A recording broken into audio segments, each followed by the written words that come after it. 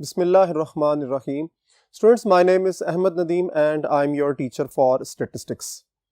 Chapter number 11 हम start कर चुके हैं और पिछले लेक्चर में हमने कुछ टर्म्स और इम्पॉर्टेंट टर्मिनोलॉजीज को अंडरस्टैंड किया। हमने पॉपुलेशन और सैंपल के बेसिक कॉन्सेप्ट को भी अंडरस्टैंड किया। आज हम कुछ नए कॉन्सेप्ट्स की तरफ जा रहे हैं और देखेंगे कि आज के नए कॉन्सेप्ट्स हमें क्या चीज़ एक्सप्लेन करने की कोशिश कर रहे हैं। तो चलिए बोर्ड की तरफ देखते हैं और नए कॉन्सेप्ट्स को अंडरस्टैंड करते हैं। आज का जो कॉन्सेप्ट है वो है पर्पस ऑफ सैम्पलिंग, यानी हम एक लार्जर ग्रुप यानी पॉपुलेशन से सैंपल्स ड्रॉ करते हैं और उसी प्रोसेस का नाम सैम्पलिंग है। अब इस सैम्पलिंग का पर्पस क्या है? एक्चुअली हम क्यों पॉपुलेशन को स्टडी नहीं करते, हम क्यों सैम्पलिंग करते हैं, यानी हम लार्जर ग्रुप में से स्मॉलर ग्रुप जो कि उसका ट्रू रिप्रेजेंटेटिव पार्ट होता है उसी को सेलेक्ट करते हैं ज्यादातर और फिर उसका एनालिसिस करते हैं। सो आज उसी पर्पस की तरफ बात हो रही है।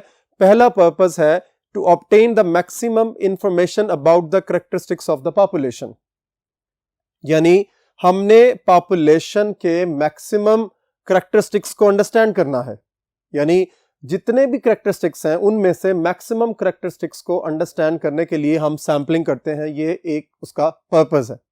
अब कैरेक्टरिस्टिक्स क्या हैं ये अंडरस्टैंड करना है आपने। What are the characteristics of the population? देखिए, आप अपनी प्रीवियस क्लासेस में इनफैक्ट पार्ट 1 में पिछले साल भी आपने इसको अंडरस्टैंड किया था कि कैरेक्टरिस्टिक्स ऑफ द पॉपुलेशन क्या है। कैरेक्टरिस्टिक्स ऑफ पॉपुलेशन में मीन, मीडियन, मॉड, ये क्या है जी? सेंटर, सेंटर ऑफ डेटा, या आप ये कह सकते हैं कि mean is the centre, median is the centre, mode is the central. These are the central measures of data. इसके अलावा आप रेंज कैलकुलेट करते हैं, ठीक है। आप for example mean deviation find करते हैं,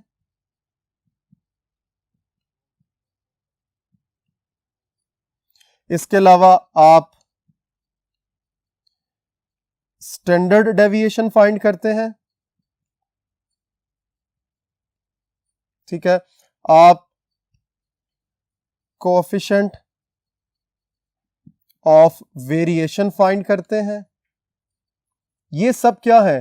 कैरेक्टरिस्टिक्स हैं, ठीक है। इसको आमतौर पर ये जो कैरेक्टरिस्टिक्स हैं ये मेजर्स ऑफ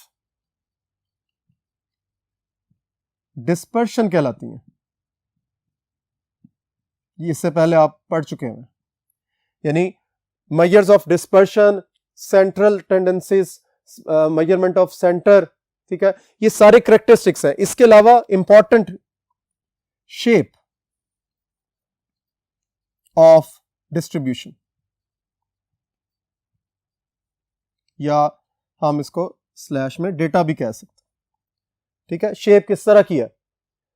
क्या वो नेगेटिवली स्क्यूड है, पॉजिटिवली स्क्यूड है, ठीक है, लैप्टोकर्टिक है, प्लेटिकर्टिक है, मेसोकर्टिक है, ठीक है। ये सारे कैरेक्टरिस्टिक्स हैं। किसी भी पर्टिकुलर सेट ऑफ इंफॉर्मेशन के लिए जब हम कैरेक्टरिस्टिक्स की बात करते हैं तो हम ये कहते हैं कि सेंटर ऑफ द डेटा, ये मेजर्स ऑफ डिस्पर्शन जिसमें शेप भी है, कोएफिशिएंट ऑफ वेरिएशन भी है, स्टैंडर्ड डेविएशन है, ये सारे कैरेक्टरिस्टिक्स हैं किसी पर्टिकुलर सेट ऑफ इंफॉर्मेशन के लिए। अब ये जो सेट ऑफ इंफॉर्मेशंस हैं ये आप ऑब्वियसली, अब जब डेटा की बात हो रही है तो डेटा लार्ज भी हो सकता है, डेटा स्मॉल भी हो सकता है, लेकिन आप जरा गौर कीजिए, जरा थोड़ा सा अपने कॉमन सेंस को यूज करें और देखें कि क्या हम बड़े ग्रुप में से बहुत जल्दी अपने इन सारे कैरेक्टरिस्टिक्स को फाइंड कर सकते हैं? ऑब्वियसली आपका आंसर होगा नो। सो हम क्या करते हैं कि सैंपलिंग करते हैं, यानी हम एक स्मॉलर ग्रुप सेलेक्ट करते हैं किसी टेक्निक के थ्रू और फिर हम इन कैरेक्टरिस्टिक्स को फाइंड कर लेते हैं और हम यही कहते हैं कि यही कैरेक्टरिस्टिक्स जो है, जो हमने आंसर्स इसके कैलकुलेट करी हैं, आपने इनके आंसर्स कैलकुलेट किए हैं थ्रू सैम्पलिंग, यानी थ्रू सैंपल्स। सैम्पलिंग एक प्रोसेस है क्योंकि उस प्रोसेस में हम सैंपल्स ड्रॉ कर रहे हैं। सो हम जब भी सैंपलिंग की बात करेंगे तो आपके माइंड में फौरन सैंपल आना चाहिए। सो स्मॉल पार्ट के लिए जब ये सारी कैलकुलेशंस कर लेंगे तो वो क्या होगा कि हमारे पास जरा टाइम कम लगेगा और मैक्सिमम इंफॉर्मेशन हम ले लेंगे। सो एक पर्पस ये भी है कि बहुत से कैरेक्टरिस्टिक्स को फाइंड करने के लिए लेसर टाइम के अंदर या जल्दी फाइंड करने के लिए हम क्या कहते हैं कि हम सैंपलिंग कर लेते हैं ताकि पॉपुलेशन के कैरेक्टरिस्टिक्स को अंडरस्टैंड कर सकें। नेक्स्ट बोर्ड की तरफ चलते हैं और इसके नेक्स्ट पर्पस को अंडरस्टैंड करते हैं। जी नेक्स्ट है हमारे पास to find the reliability of the estimates. Reliable होने चाहिए। हम जब एस्टिमेशंस करते हैं तो वो रिलायबिलिटी की तरफ होने चाहिए, यानी उनको इस तरह उनकी वैल्यूज एग्जिस्ट करनी चाहिए कि वो हमारे लिए सूटेबल हो फर्दर एनालिसिस के लिए। सो सैंपलिंग एक आसान काम है कि आप एक बहुत बड़े ग्रुप में से एक छोटा ग्रुप सेलेक्ट करते हो जो कि एक्चुअली पॉपुलेशन के कैरेक्टरिस्टिक्स ही रखता है। हमने पिछले लेक्चर में ये चीज पढ़ी थी कि सैंपल को उसके पॉपुलेशन के कैरेक्टरिस्टिक्स को रखना बहुत जरूरी है, यानी जब तक एक सैंपल अपनी पॉपुलेशन के सारे कैरेक्टरिस्टिक्स नहीं रखेगा वो एक ट्रू रिप्रेजेंटेटिव नहीं होगा। सो जब सैंपल के पास सारे कैरेक्टरिस्टिक्स होंगे पॉपुलेशन के तो फिर इसका मतलब ये हुआ कि वहां से यानी जो सैंपल से हम जो इंफॉर्मेशन ले रहे हैं वो रिलायबल इंफॉर्मेशन होगी, क्योंकि उस सैंपल के अंदर हर वो चीज मौजूद है जो पॉपुलेशन के अंदर है।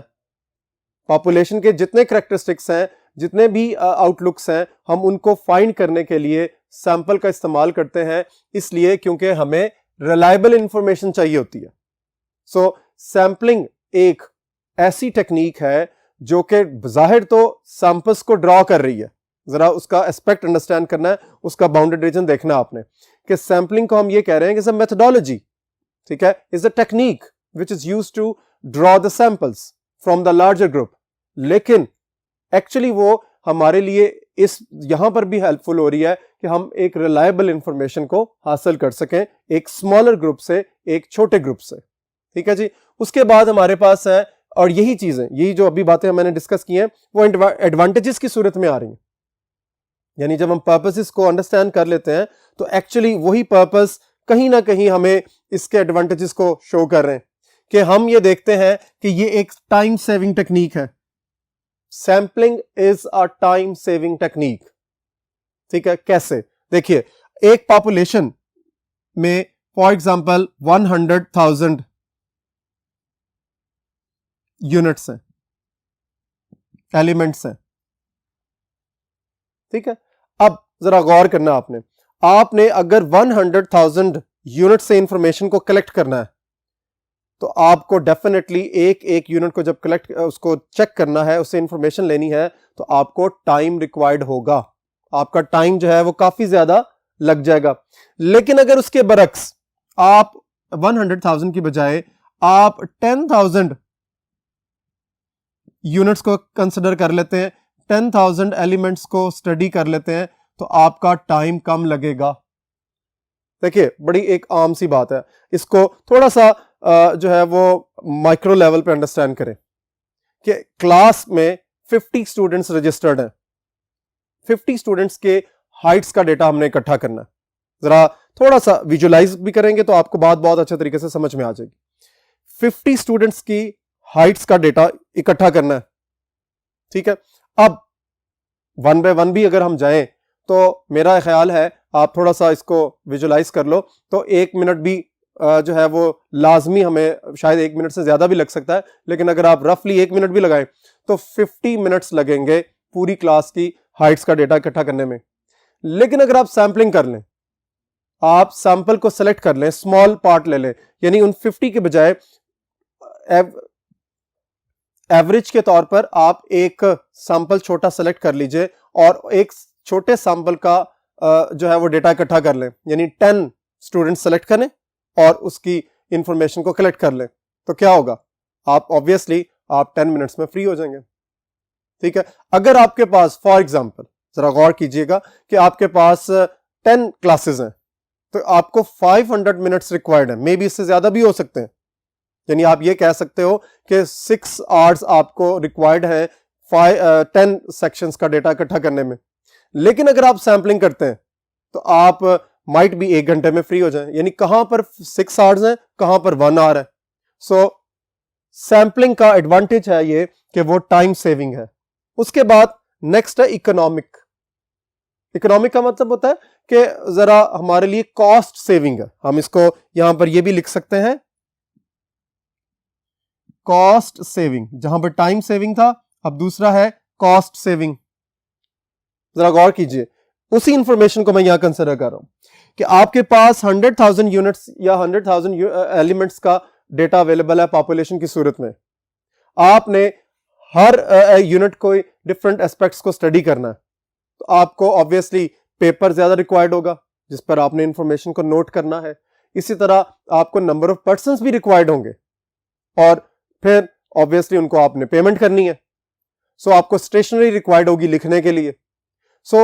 लेकिन अगर आप 10,000 एलिमेंट्स को स्टडी कर लेते हैं, 10,000 एलिमेंट्स को स्टडी करने से क्या होगा कि एक तो आपका पेपर कम लगेगा, ठीक है, आपके जो नंबर ऑफ जो वर्कर्स हैं जो डेटा इकट्ठा कर रहे हैं वो आपको कम रिक्वायर्ड होंगे। ऑब्वियसली जब वो नंबर ऑफ वर्कर्स कम हो जाएंगे तो उनकी पेमेंट भी कम हो जाएगी।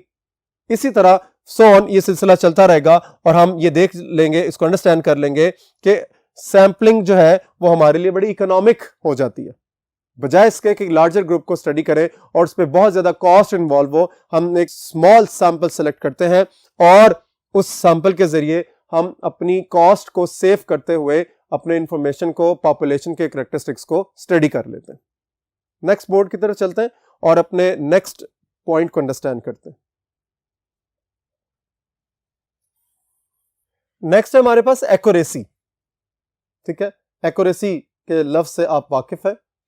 अब जरा एक सिनेरियो को अंडरस्टैंड करना है आपने कि किस तरह सैंपलिंग हमें वैल्यूज की एक्यूरेसी प्रोवाइड करती है। अभी आपने पर्पस ऑफ सैंपलिंग में रिलायबिलिटी का वर्ड पढ़ा है, ठीक है, ये उसी से रिलेटेड है कि हमें एक इंफॉर्मेशन जो सैंपल्स के थ्रू आती है वो एक्यूरेट हो सकती है। देखिए, आपने अगर किसी पर्टिकुलर पॉपुलेशन के 10,000 एलिमेंट्स में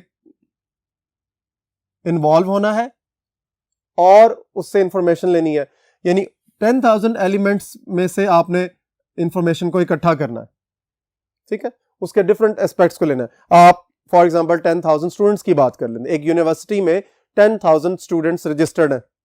आपने 10,000 स्टूडेंट्स की हाइट को मेजर करना है, आपने उनका वेट मेजर करना है, ठीक है, आपने उनकी टाइम टेबल मेजर करना है कि वो किस टाइम पे स्टूडेंट यूनिवर्सिटी में एंटर होता है, किस टाइम पर उसकी आखिरी क्लास होती है और वो यूनिवर्सिटी को लीव कर देता है, या कॉलेज की बात हो रही है, मे बी स्कूल की बात हो, से कोई भी इंस्टीट्यूशन हो सकता है, ठीक है। सो 10,000 आपके पास एलिमेंट्स हैं, इंडिविजुअल्स हैं।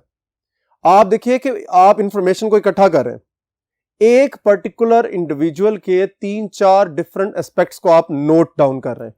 तो जब 10,000 को नोट करेंगे तो क्या होगा, ऑब्वियसली कहीं ना कहीं पेन मिस्टेक हो सकती है, कहीं ना कहीं जो इंडिविजुअल वर्कर है, जो काम करने वाला है, जो डेटा इकट्ठा करने वाला है, वो कहीं ना कहीं प्रॉब्लम क्रिएट कर सकता है, मे बी उसको जो है लिखने में कहीं गलती हो जाए। तो क्या होगा कि जब लार्जर इंफॉर्मेशन इकट्ठी होगी तो उसको, अच्छा अब जरा गौर कीजिएगा जरा ये वाली बात कि अगर आपने इंफॉर्मेशन को इकट्ठा कर भी लिया और आपको ये पता चल गया कि किसी जगह प्रॉब्लम आ गई है, तो आपको 10,000 एलिमेंट्स में से उस एरर को निकालने में या उसको रेक्टिफाई करने में प्रॉब्लम का सामना होगा। लेकिन अगर आप 10,000 एलिमेंट्स में से, यानी पूरी पॉपुलेशन के बजाय आप सिंपल क्या करें, 1,000 एलिमेंट्स को स्टडी कर लें, स्मॉल पार्ट को ले लें जो कि उसका ट्रू रिप्रेजेंटेटिव भी है, तो क्या होगा कि आपको फिर, अगर अल्लाह ना करे वहां पे सिचुएशन ऐसी क्रिएट हो जाती है कि 1,000 एलिमेंट्स में कोई एरर आपको फील होना शुरू हो जाता है, तो आप 1,000 एलिमेंट्स को स्टडी कर लें और उसका एरर जो है वो बाहर निकाल लें। सो सैंपलिंग जो है वो क्या करती है, आपको ज्यादा एक्यूरेट रिजल्ट्स प्रोवाइड करती है, क्योंकि नंबर ऑफ एलिमेंट्स या नंबर ऑफ इंडिविजुअल्स कम होते हैं और उस कम एलिमेंट्स की वजह से उनके एरर्स को आइडेंटिफाई करना हमारे लिए आसान हो जाता है। नेक्स्ट है हमारे पास फिजिबिलिटी। फिजिबिलिटी का मतलब कंफर्टेबिलिटी, यानी हम सैंपलिंग में बड़े कंफर्टेबल होते हैं। देखिए, पॉपुलेशन अभी हमने कॉस्ट के हवाले से अंडरस्टैंडिंग ली, हमने टाइम के हवाले से अंडरस्टैंडिंग ली, इसके अलावा हमने इसकी एक्यूरेसी को भी देखा। तो जरा गौर कीजिए कि कितना ज्यादा अनकंफर्टेबल काम हो रहा है कि अगर मेरे पास किसी पॉपुलेशन में 100,000 एलिमेंट्स या इंडिविजुअल्स एग्जिस्ट कर रहे हैं और मैंने उन पे वर्किंग करनी है, तो अनकंफर्टेबिलिटी आएगी, फिजिबिलिटी नहीं आएगी। इस फिजिबिलिटी को अंडरस्टैंड करने के लिए एक मैंने एग्जांपल यहां पे लिखी हुई है कि if I want to test the average life of electric bulb, एक मैन्युफैक्चरिंग कंपनी है, वो इलेक्ट्रिक बल्ब बना रही है और मैंने एवरेज लाइफ को टेस्ट करना है कि एक बल्ब की एवरेज लाइफ कितनी है। तो जरा गौर कीजिए कि अगर एक वो पर्टिकुलर बल्ब से वो 12 वॉट का है या वो 18 वॉट का है और वो कंपनी जनरेट कर रही है एक दिन में फॉर एग्जांपल 100,000 जो है वो बल्ब प्रोड्यूस कर रही है, अगर मैंने उनको टेस्ट करना है तो जरा गौर कीजिए वो सारे के सारे बल्ब मुझे टेस्ट करने पड़ेंगे, यानी मैं उनको जला कर रखूंगा और उनके लिए उनका टाइमर लगा दूंगा और देखता रहूंगा कि कौन सा बल्ब जो है वो कितने टाइम के बाद खराब हो रहा है। तो बजाय इसके मैं अगर ये करूं कि उस पूरी लॉट में से, वो जो 100,000 की लॉट है, ठीक है, उस लॉट में से मैं हर डब्बे में से फॉर एग्जांपल अगर 100,000 बल्ब प्रोड्यूस किए गए और उनको डब्बों में पैक कर लिया गया और वो आपके पास 10,000 है फॉर एग्जांपल, तो हर एक में से एक एक बल्ब सेलेक्ट कर लूं रैंडमली और उनको जला लूं, तो देखो कहां आपने 100,000 बल्ब जो है वो जलाने हैं और कहां आपने 10,000 जलाने, यानी 10,000 क्या है, उसका स्मॉलर पार्ट है। ठीक है, आपने बड़ी पॉपुलेशन में से एक छोटा ग्रुप सेलेक्ट कर लिया, आपने 10,000 बल्ब, तो आपके लिए वो जलाना आसान है क्योंकि 100,000 बल्ब्स को रोशन करने के लिए, इलेक्ट्रिसिटी प्रोवाइड करने के लिए आपको जगह भी बहुत ज्यादा चाहिए। ठीक है, लेकिन 10,000 के लिए आपकी जगह रिड्यूस हो जाएगी। सिमिलरली टेस्टिंग ऑफ ब्लड, आपने किसी पर्टिकुलर पर्सन का सीबीसी देखना है, आपने उनका फॉर एग्जांपल टेस्ट करना है, प्लेटलेट्स काउंट करने, तो ऑब्वियसली ब्लड चाहिए होगा। लेकिन आप जरा गौर कीजिए, क्या यह जरूरी है कि उस पर्टिकुलर पर्सन के बॉडी में से सारा खून निकाल लिया जाए?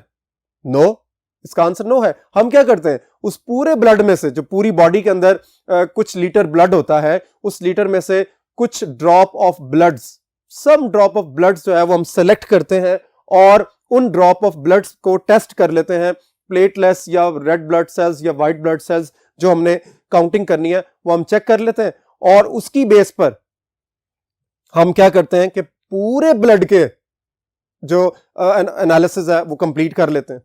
सो फिजिबल सैंपलिंग जो है वो आपकी लाइफ को फिजिबिलिटी की तरफ लेके जाती है, आपके लिए आसानी प्रोवाइड कर देती है। वापस बोर्ड नंबर 1 की तरफ चलते हैं और आज के कॉन्सेप्ट्स को कंप्लीट करते हैं।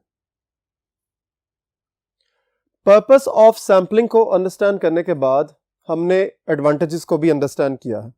अब कुछ नई टर्म्स हैं, census and sample survey. Census क्या है, इसका एक और नाम कंप्लीट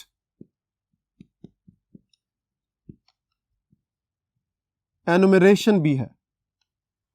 सेंसस को हम क्या कहते हैं, complete enumeration.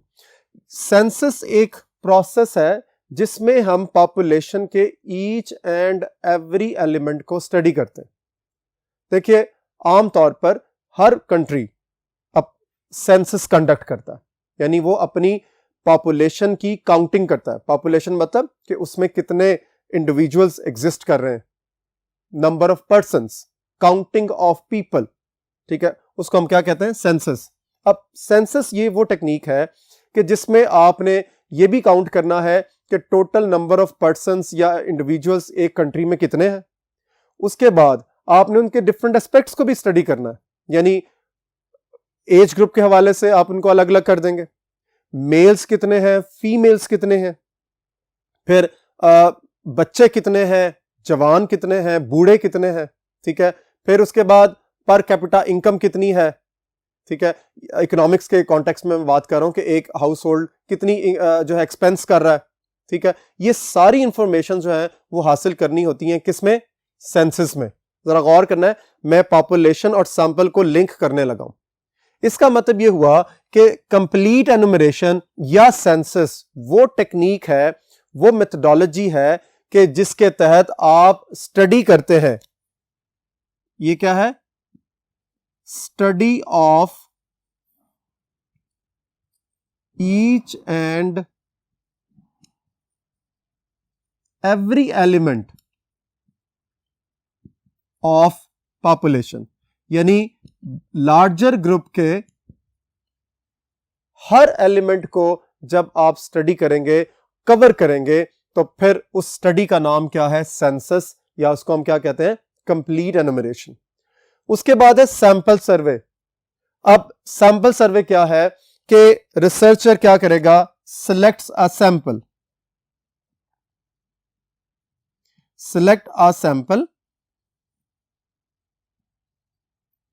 then study this sample only। यानी आप सैंपल सर्वे में क्या करते हैं कि एक लार्जर ग्रुप को स्टडी नहीं करते, आप एक स्मॉल सैंपल सेलेक्ट करते हैं, एक स्मॉलर पार्ट जो कि रिप्रेजेंटेटिव पार्ट होता है उसको सेलेक्ट करते हैं, फिर उसको स्टडी करते हैं, और इसी वजह से इसको सैंपल सर्वे भी कहा जाता है। और सैंपल सर्वे का जो दूसरा नाम है उसको हम कहते हैं पार्ट एनुमरेशन।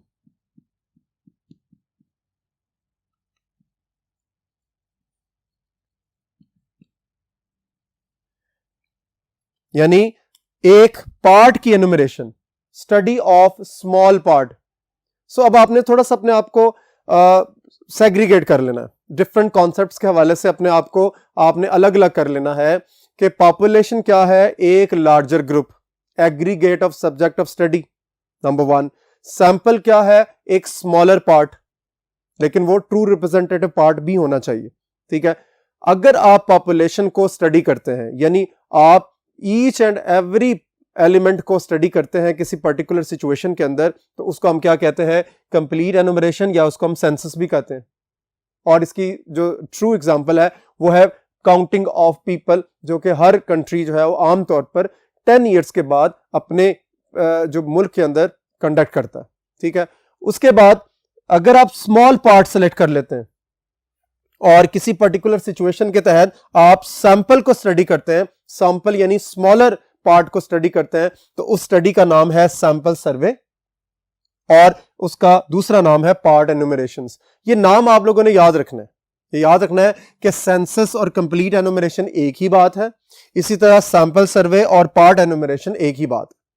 सो डिफरेंस आपने याद रखना है कि पॉपुलेशन का लिंक किसके साथ है? पॉपुलेशन सर्वे यानी सेंसस के साथ, और यानी उसको हम कंप्लीट एनुमरेशन भी कहते हैं। और सैंपल का लिंक किसके साथ बन रहा है? सैंपल सर्वे के साथ, जिसको हम सैंपल सर्वे भी कह रहे हैं। नेक्स्ट बोर्ड की तरफ चलते हैं और आज के लेक्चर को कंक्लूड करते हैं, वाइंड अप करते हैं।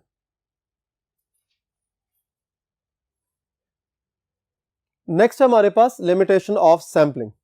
देखिए, जहां पर बहुत सी चीजों के फायदे होते हैं वहां पर उसकी कुछ लिमिटेशंस भी होती हैं, कुछ उसकी हदूदबंदी भी होती है, बाउंडेड रीजन्स भी होते हैं। यानी हमने अभी तक ये पढ़ा कि सैंपलिंग हमारे लिए बड़ी फिजिबल है, सैंपलिंग हमारे लिए टाइम सेविंग है, कॉस्ट सेविंग है, ठीक है। यानी सैंपलिंग के हमने बहुत से एडवांटेजेस को स्टडी कर लिया। लेकिन एक बड़ी इंपॉर्टेंट बात कि कुछ ऐसे पॉइंट्स हैं या ऐसी जगह हैं कि जहां पर आकर सैंपलिंग जो है वो हमारे लिए सूटेबल नहीं रहती। गो के वो बहुत थोड़ी सी जगह हम अपना काम वहां से चला सकते हैं, लेकिन हम सैंपलिंग के एडवांटेजेस को अंडरस्टैंड करने के बाद हरगिज ये नहीं कह सकते कि हर सिचुएशन का हल सैंपलिंग है, ठीक है। सो सैंपलिंग की कुछ लिमिटेशंस हैं, कुछ उसके बाउंडेड रीजन्स हैं, वो आपको अंडरस्टैंड करने हैं। उसमें सबसे इंपॉर्टेंट है लिस्ट ऑफ टेक्स्ट पेयर्स, यानी किसी पर्टिकुलर कंट्री में जब हमने टेक्स्ट पेयर का डेटा इकट्ठा करना है, टेक्स्ट पेयर्स की इंफॉर्मेशन को इकट्ठा करना है, तो आप कभी भी सैंपलिंग नहीं करेंगे। यानी ऐसा नहीं होगा कि आप के कंट्री के अंदर फॉर एग्जांपल एक कंट्री की जो पॉपुलेशन है वो 10,100,000 है, ठीक है। अब 10,100,000 की पॉपुलेशन में आप ये कह लें जी हम 100,000 का डेटा इकट्ठा कर लेंगे, तो हमें पता ये चल जाएगा कि टैक्स पेयर्स किस कैटेगरी में लाई कर रहे हैं और वो कितना टैक्स पे कर रहे हैं। तो ये हमारे लिए सूटेबल नहीं होगा, क्योंकि टैक्स पेयर्स का डेटा हमें कंप्लीट एनुमरेशन करनी पड़ेगी। हमें टैक्स पेयर्स के लिए पूरा का पूरा डेटा इकट्ठा करेंगे, हमारे लिए वो सैंपल इंपॉर्टेंट नहीं होगा, यानी हम इस सिचुएशन में सैंपलिंग नहीं कर सकते। दूसरी बात जो है वो है लिस्ट ऑफ वोटर्स, यानी किसी आपने एरिया के अंदर वोटर्स की लिस्ट को इकट्ठा करना है, उसके बारे में इंफॉर्मेशन लेनी है कि उनकी एज क्या है, वो किस एरिया में रहते हैं। तो आप ये हरगिज नहीं करेंगे कि किसी एरिया की पॉपुलेशन अगर फर्ज कर लें 1 लाख है, तो आप क्या करें कि आप उनमें से 10,000 का डेटा इकट्ठा कर लें, ऐसा नहीं होगा। आप सारी की सारी पॉपुलेशन को स्टडी करेंगे और अपने वोटर्स के हवाले से लिस्ट आउट करेंगे कि वो आपके लिए क्या क्या इंफॉर्मेशन है उसके अंदर, यानी एज के हवाले से आपने देखना है, इसी तरह आपने उनकी क्वालिफिकेशन के हवाले से देखना है, या आपने उनकी फिजिबिलिटी के हवाले से देखना है। अगर किसी उम्मीदवार ने ट्रांसपोर्टेशन प्रोवाइड करनी है तो उसको पता होना चाहिए कि मेरे एरिया के अंदर कितने वोटर्स रजिस्टर्ड हैं, मेल कितने हैं, फीमेल्स कितने हैं, ठीक है। ये सारी इंफॉर्मेशन उसके पास होगी तो ही वो अच्छे तरीके से अपनी इलेक्शन की कैंपेन को कंडक्ट कर सकता है। सिमिलरली हमारे पास जो इन्वेंट्री मैनेजमेंट होती है, इन्वेंट्री का लफ्ज शायद आप लोगों के लिए थोड़ा सा डिफरेंट हो, लेकिन इन्वेंट्री को मैं थोड़ा सा आपको गाइड कर देता हूं कि इन्वेंट्री जो है वो एक ऐसा मेथड है कि जिसके तहत आप कोई भी कंपनी, कोई मैन्युफैक्चरिंग फर्म अपना जो मटेरियल है उसका रिकॉर्ड रखती है, ठीक है। कोई भी ऑर्गेनाइजेशन जो है उसके अंदर जितने भी आप यूं समझ लीजिए जितने भी उसके पास आइटम्स या उसके आर्टिकल्स अवेलेबल हैं, उन सारे आर्टिकल्स को जब वो एक रिकॉर्ड की सूरत में लाते हैं, दैट इज इन्वेंट्री। अब आप जरा गौर कीजिए, मैंने आपको ये डेफिनेशन बताई, कॉन्सेप्ट बताया इन्वेंट्री का। आप जरा गौर कीजिए कि एक ऑर्गेनाइजेशन के पास 100 आइटम्स हैं, ठीक है, उनका रॉ मटेरियल है, वो कोई मैन्युफैक्चरिंग कर रही है, तो क्या ये पॉसिबल है कि उन 100 आइटम्स में से वो कहेंगे जी हम 100 में से 30 आइटम्स का रिकॉर्ड रख लेते हैं, बाकी हम यही समझेंगे उसका वही होगा? पॉसिबल नहीं है कि आपने 100 फूड आइटम्स हैं, फॉर एग्जांपल 100 फूड आइटम्स की प्रोडक्शन करनी है और उसके रॉ मटेरियल की इन्वेंट्री आपने देखनी है कि स्टॉक के अंदर कितनी हमारे पास मटेरियल अवेलेबल है, कितना जो है वो प्रोसेस के अंदर है, कितना फिनिशिंग गुड्स है, बन चुकी हुई है, कितना जा चुका हुआ है। अगर आप 100 के 100 फूड आइटम्स की इन्वेंट्री नहीं रखेंगे तो आप प्रोडक्शन अच्छे तरीके से नहीं कर सकते। ये एक आउटलुक है कि कहां पर जाकर सैंपलिंग जो है वो आपको ट्रू इंफॉर्मेशन प्रोवाइड नहीं करती, बावजूद इसके कि मेजॉरिटी केसेस में सैंपलिंग का हमें बहुत ज्यादा फायदा है। आपने याद रखना है कि सैंपलिंग की कुछ लिमिटेशंस भी हैं और वो उसको हमने यहां पर डिस्कस कर लिया। इन टर्म्स को अच्छे तरीके से अंडरस्टैंड करें और अच्छे तरीके से इनको याद कर लीजिए, क्योंकि इनके कॉन्सेप्ट्स ने शॉर्ट क्वेश्चंस और एमसीक्यूज में यूज होना है। इंशाल्लाह नेक्स्ट लेक्चर में मुलाकात होगी। अल्लाह हाफिज।